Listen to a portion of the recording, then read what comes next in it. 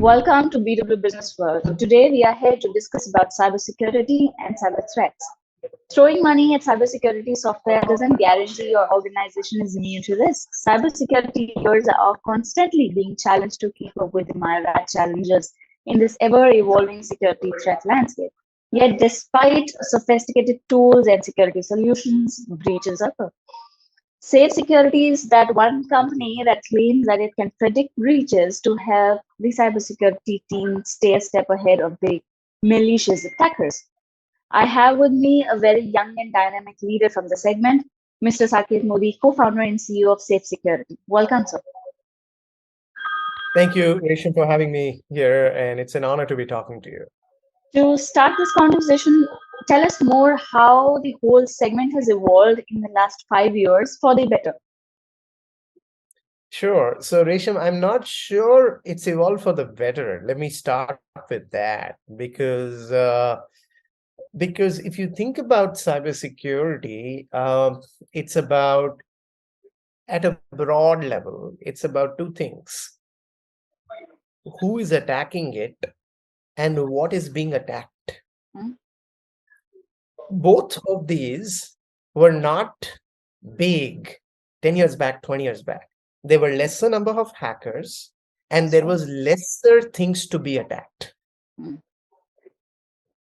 As you keep moving forward, the number of hackers have gone up.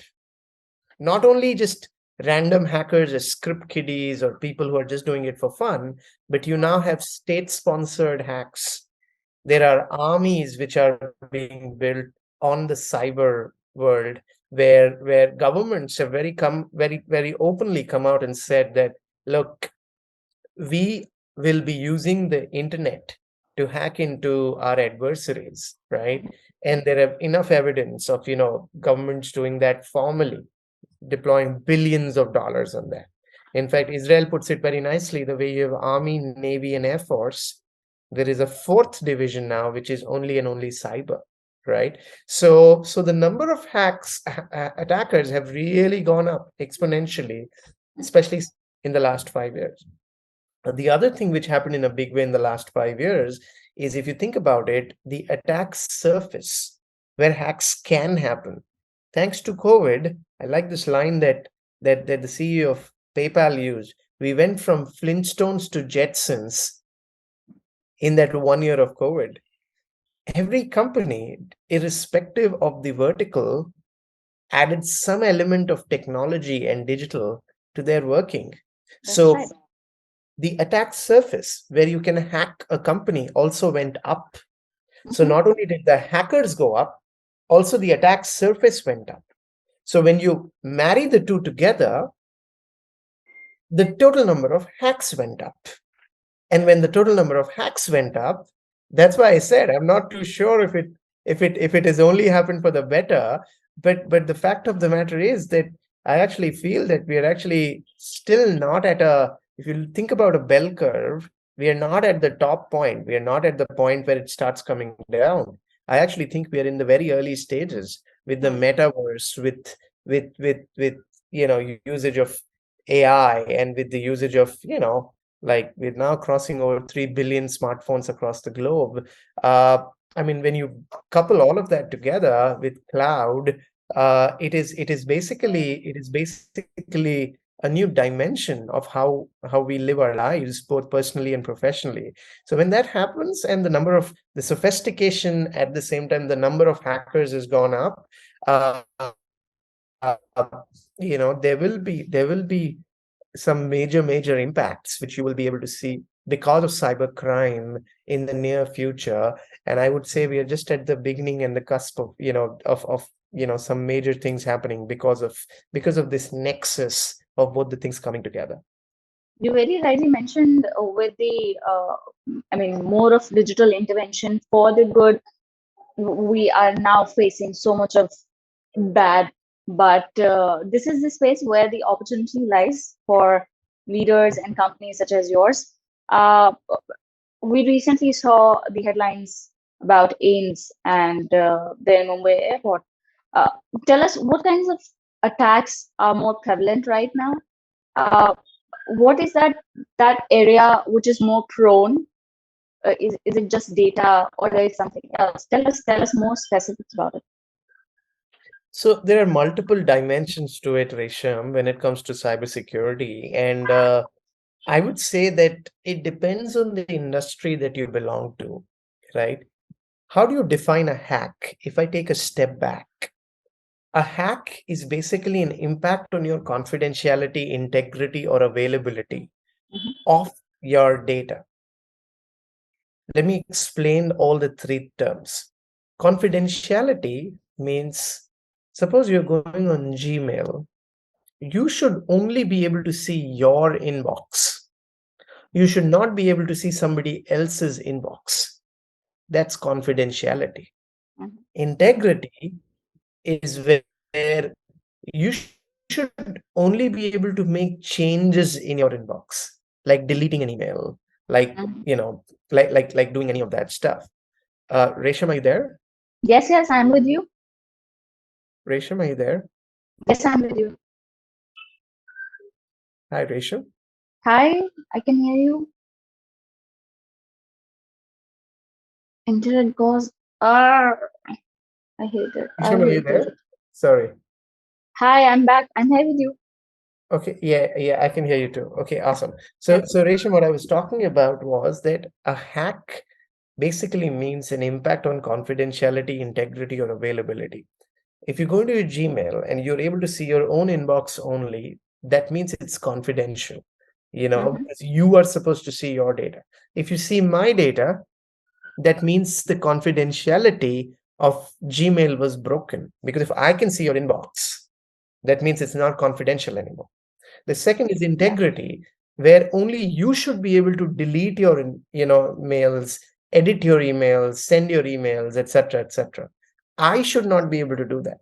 So that's a thing about integrity. And then Mm, you have availability, where whenever you go to Gmail, it should show up, right? If it says the website is down, that means it's not available. So mm, a hack can be any of these three, right? Because of ransomware in Ames, what we saw, its services were down. In other words, the availability was impacted. So it that's right. depends on what, if you're an e-commerce company, Mm, right? The most important thing out there is generally availability. Because if the website is down, everything goes away, right? And of course, it's a very important, piece of information of what you're buying, etc., etc., but probably not as important as when you go to a hospital's website and you have your records, the PHI records, the personal health information records.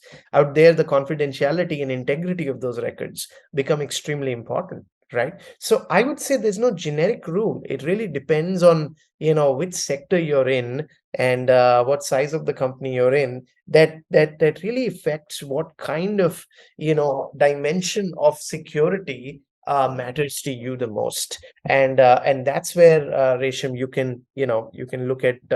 uh, you can look at protecting yourself from all of those different sorts of dimensions. good to know. I mean, thank you for giving me the clarity and the idea of how these spaces is now evolving and moving around. You talked about moving your company. In today's age, entrepreneurship is the space which is booming right now. Government has always been a catalyst in supporting and backing the young entrepreneurs. Talk about how you've developed your company from a service oriented to now a SaaS product oriented. This must be an uh, I I would say an ideal transformation many of the entrepreneurs would want to do. Tell us more about this journey. Certainly, Resham. So a couple of quick points. Firstly, we've been extremely fortunate.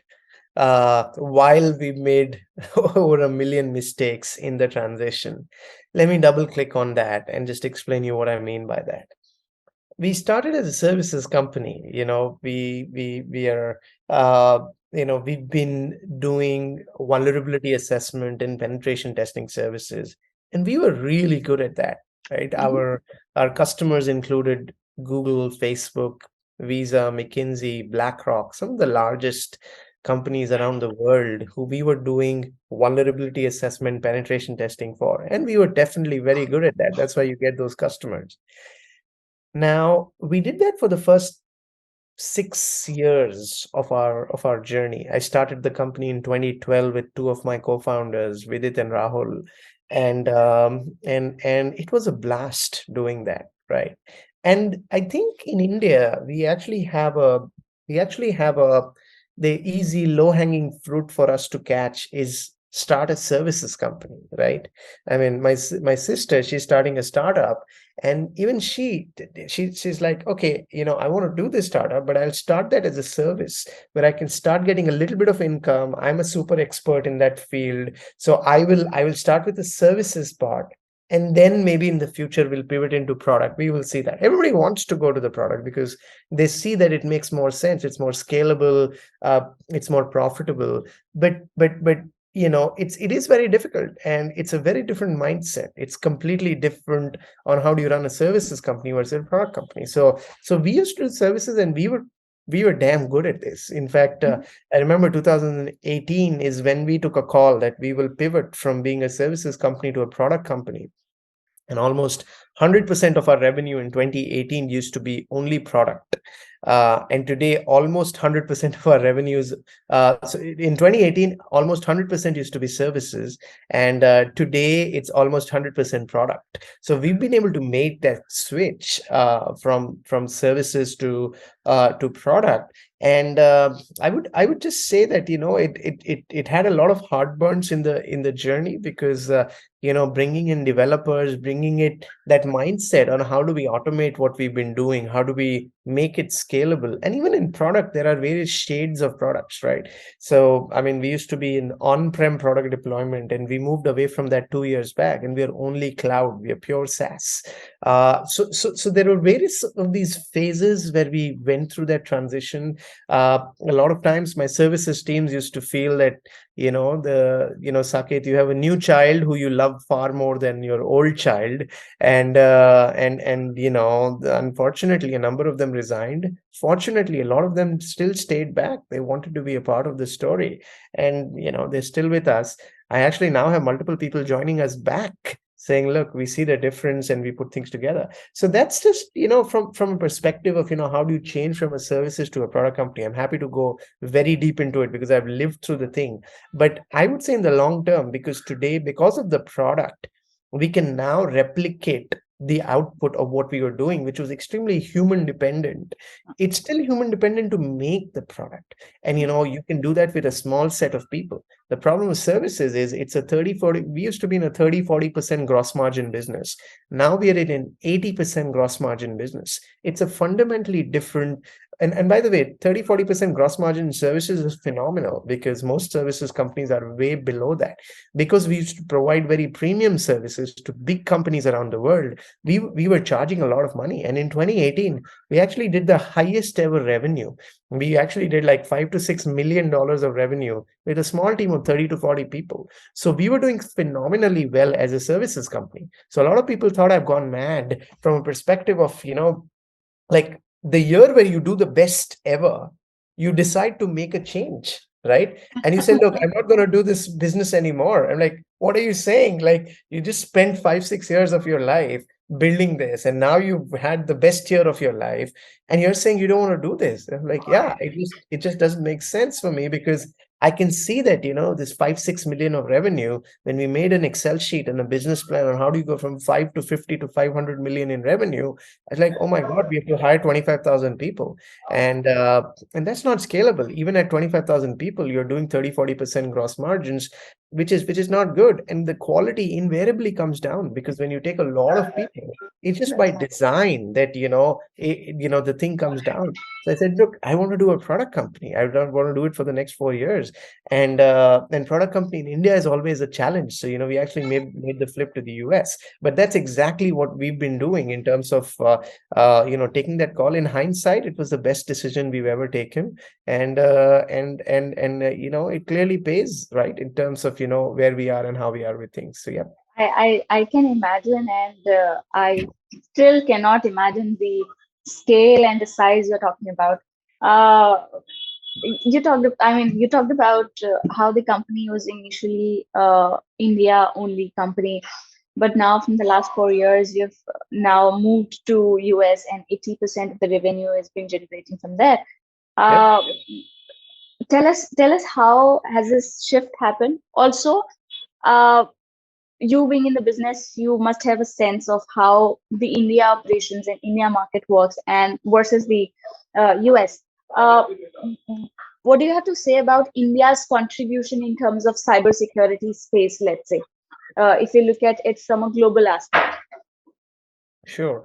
So let me just give you some numbers so that we can set that context. So number one, the global cybersecurity market is around $170 billion, growing at around 12 to 13% year over year. So that's the global cybersecurity market. Out of 100, and these are Gartner numbers, so it should be pretty authentic. Out of $170 billion, India is anywhere between $3 to $4 billion. So if you think about it, India technically is only 2% of the global cybersecurity market, somewhere in that order, right? 2 to 3%, whatever that number comes to, right? And depends on how you see it also. You include services, you include products. And the cybersecurity is a little bit of gray with technology also. So Yeah, different people, count it in different ways. So, but by any metric, right, it doesn't surpass, say, 3 to 4%. That's like the upper limit of, yeah. what things are. However, the advantage of India is there are some very large, complex infrastructures, Mm, right? So we've been very fortunate, even while services, while we were doing these big companies, we were always doing big Indian companies also. And when we started our product, our first few customers were Indian customers, which is amazing because we learned from them. We grew with them, right? We went ahead and we learned from their, CIOs and CISOs, Chief Information Security Officers, and we learned from them on the right things to do in the product, etc., etc. So for the first 2 years, when our product was still in beta, and we actually did not launch the product because we only launched the product in early of 2020.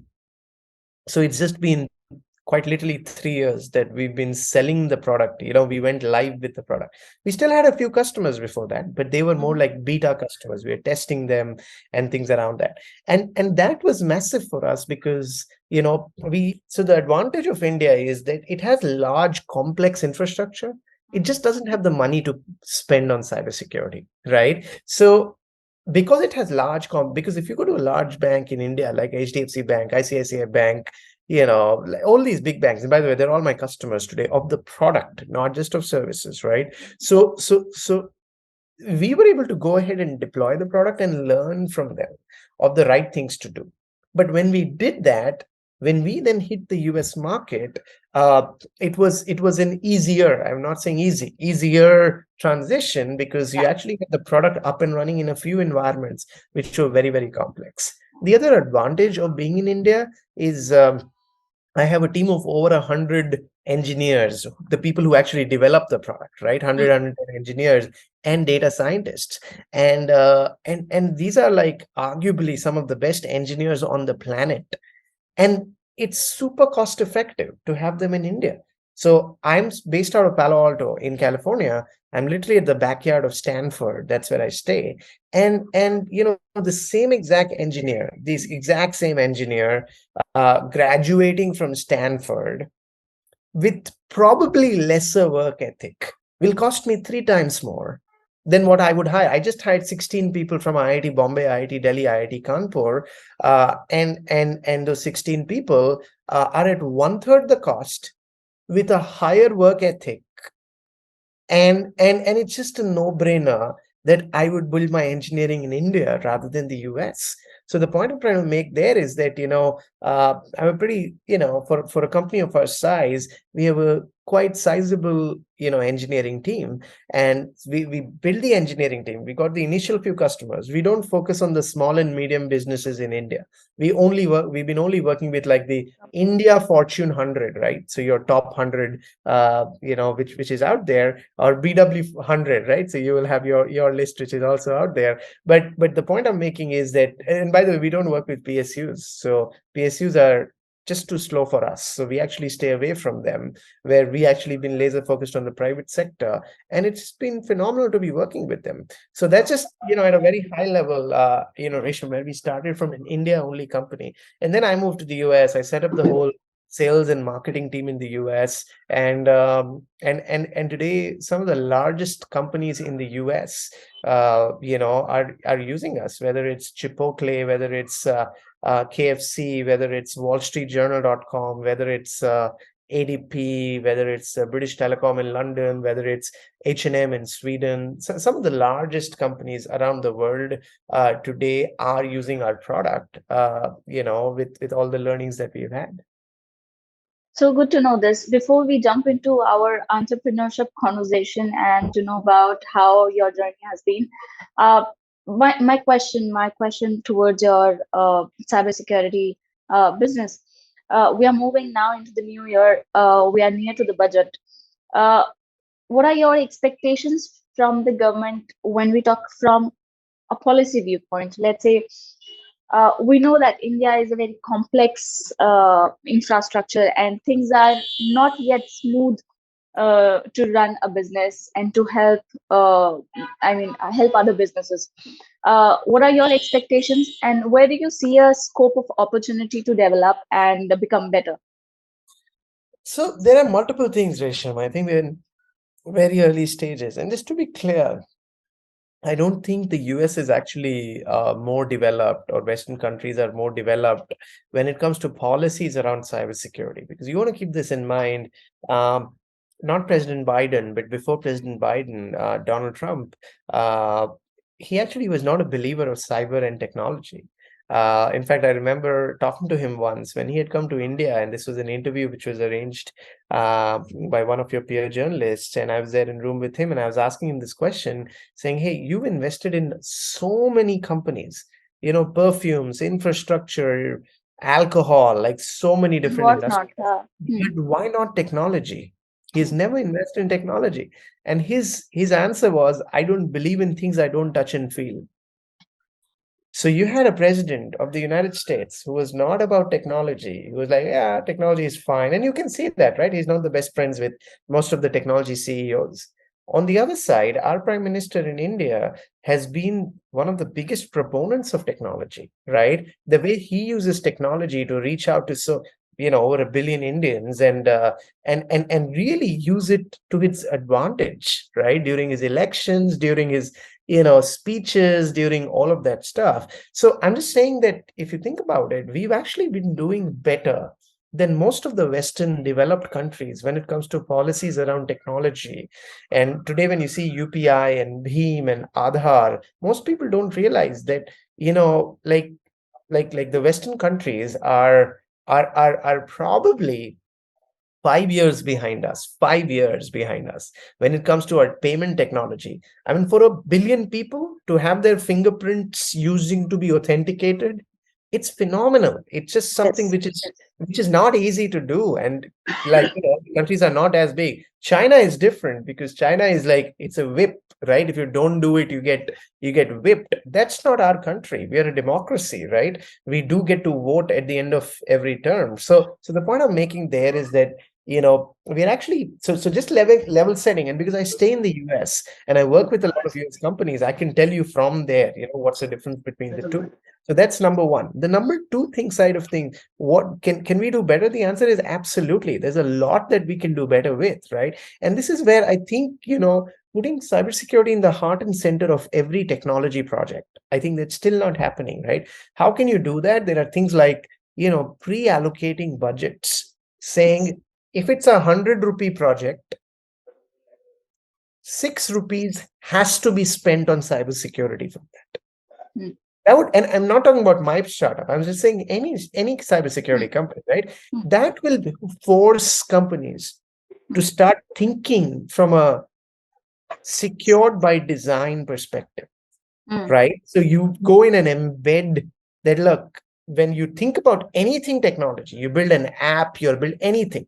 Say Hmm. 6 to 10% of the budget has to be spent on cybersecurity, depending on the kind of project, etc., etc. So things like that, I think, will be very beneficial.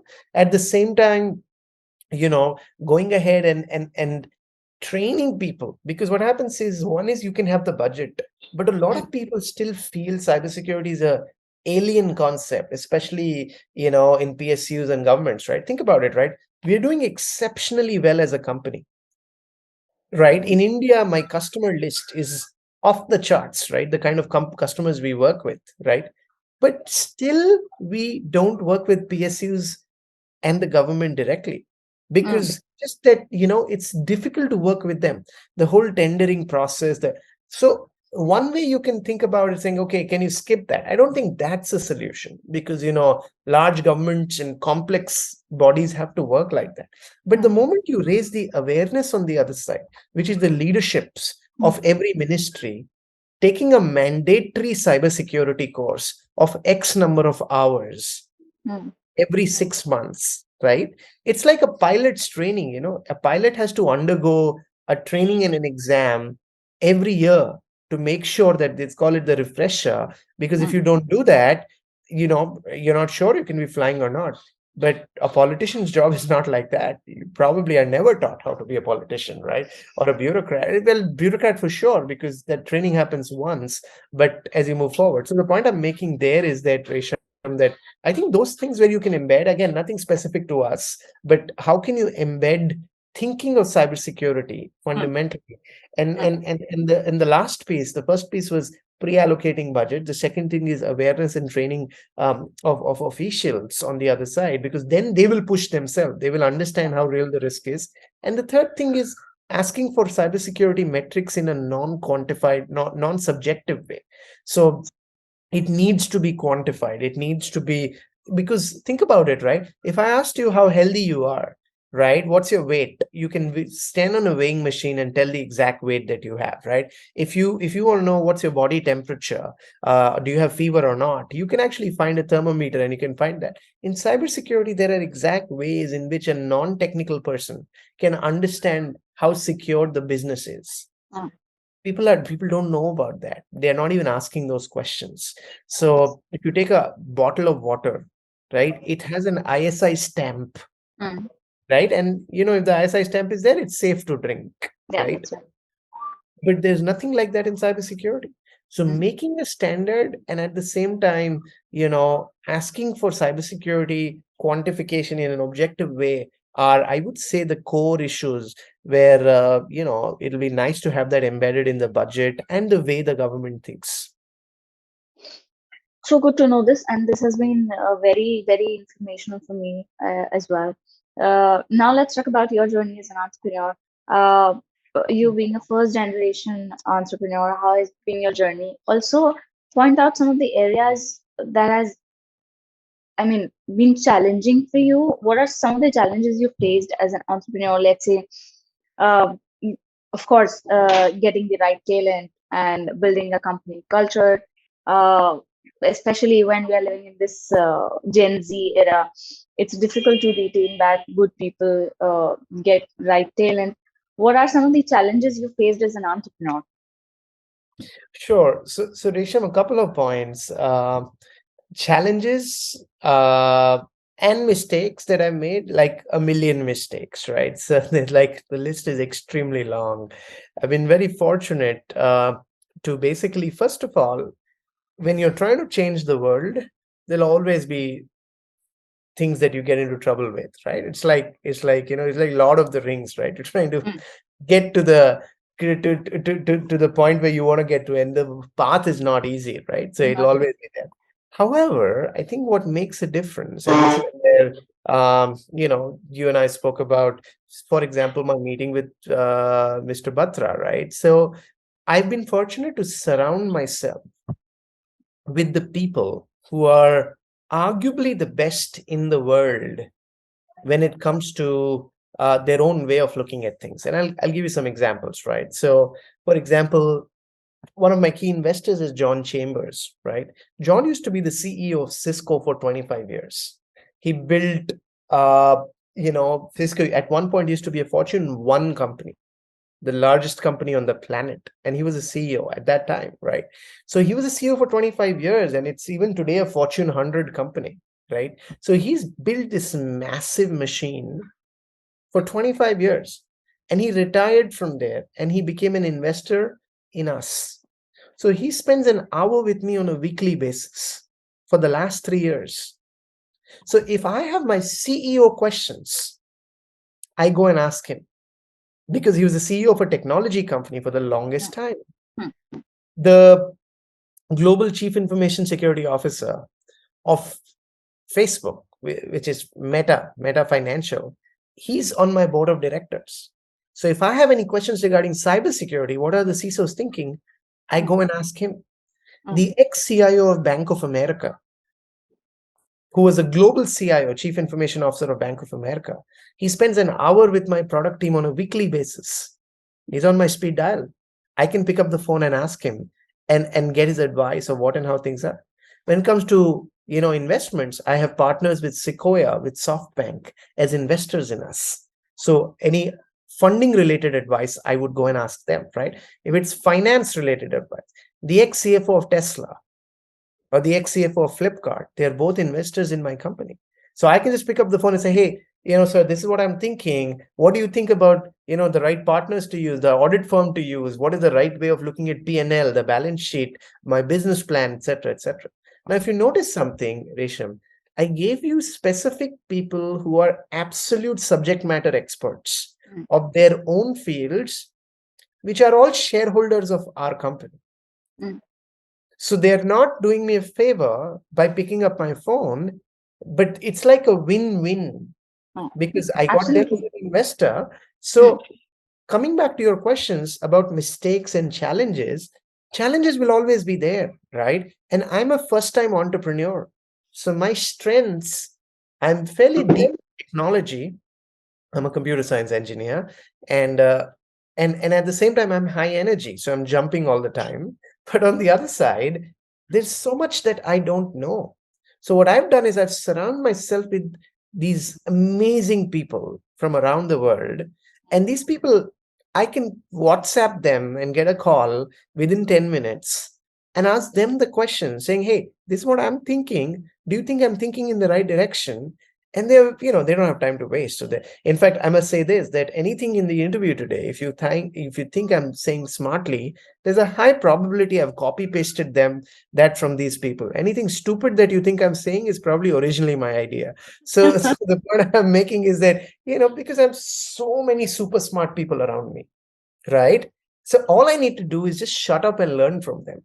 So if I do that, the probability of me not screwing up, I still screw up, the probability of me not screwing up goes up exponentially. So I would say that is absolute, step one. And then your question around tell me about the problems is, again, a very, very long list, right? Starting from, not being close enough to my customers in the beginning, right? Many years back when I was starting, I always thought that, oh, I know the problem I'm solving. And I was not smart when I thought that, right? Now I spend 60 to 70% of my time every week, 60 to 70% of my time only with customers.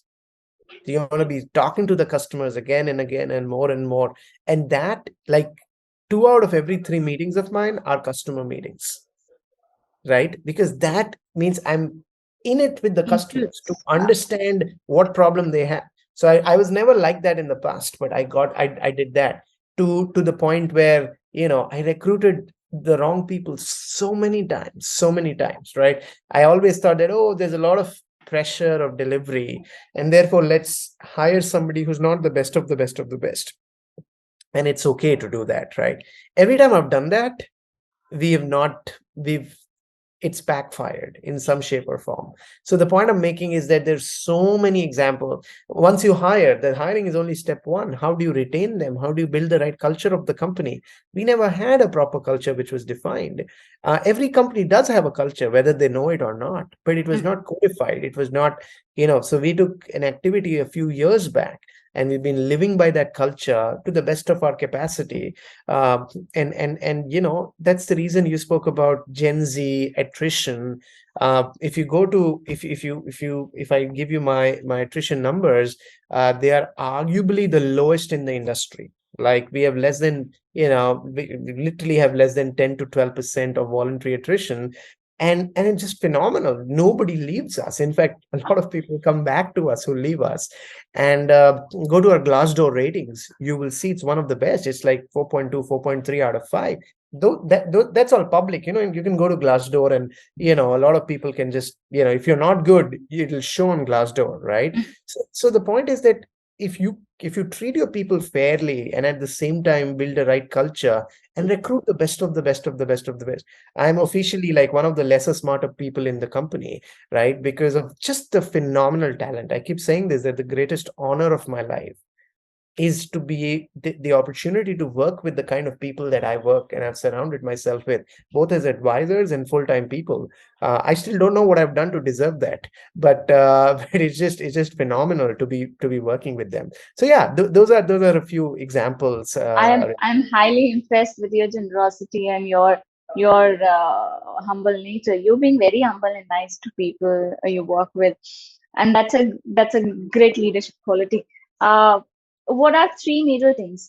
Don't think too much about it. Just answer. What are three most important things for an entrepreneur to keep in mind to make a very, very impressive, great, grand startup or a company? I would say the first piece is customers, right?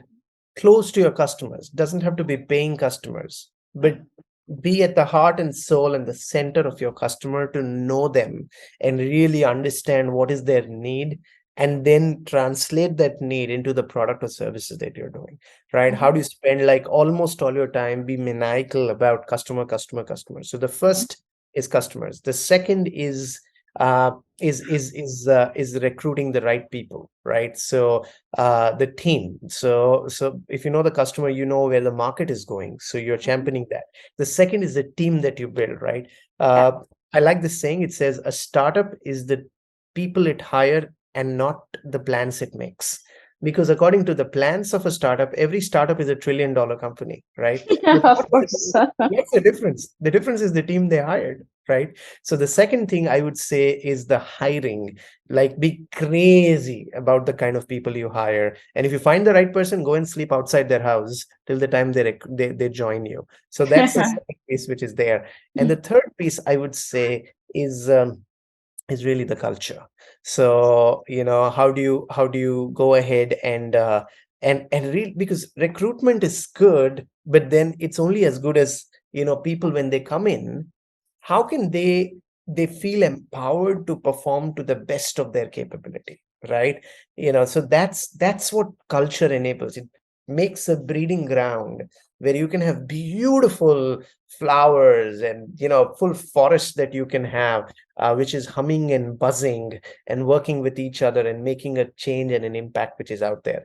So yeah, customers, hiring, retaining, and occasionally replacing, and then the culture, the talent, and then the culture. I think these are the three most important things I would say for an entrepreneur to keep in mind. Amazing, amazing. Towards my last question, India is now the third largest startup ecosystem, and we wish to become the number one as well. I mean, a great push for young entrepreneurs to build their brands and become big and even bigger. Uh, Going forward in 2023, how do you foresee the space evolving for young entrepreneurs to enter, even if this sector or many other XYZ sectors? How would the space evolve for young entrepreneurs? So again, whatever little I understand of the Indian startup ecosystem, I would say, I mean, the time has never been better than right now, because starting from the adoption of technology. So I think the important thing for anybody starting out, I'm of course biased, is to keep technology in the center of your delivery, because the moment you do that, it becomes super scalable. So as the ecosystem evolves, the access to funds, the access to customers, GDP of India is doing phenomenally well when you compare it to Europe and to the US. So when people have more spending power and you have more options of raising investment, I think there's no better time than right now to be able to really double down on that and really make things happen. So I would say it's a great time to start up. And as the tagline of Nike, which I really like, says just do it. I don't know Just anybody who started to do it and regretted that, why did I not start up? So yeah, that's a good time to be. lovely, lovely speaking with you. It has been very enriching, very learning, and very lively experience talking to you. Thank you so much for joining us. Thank you.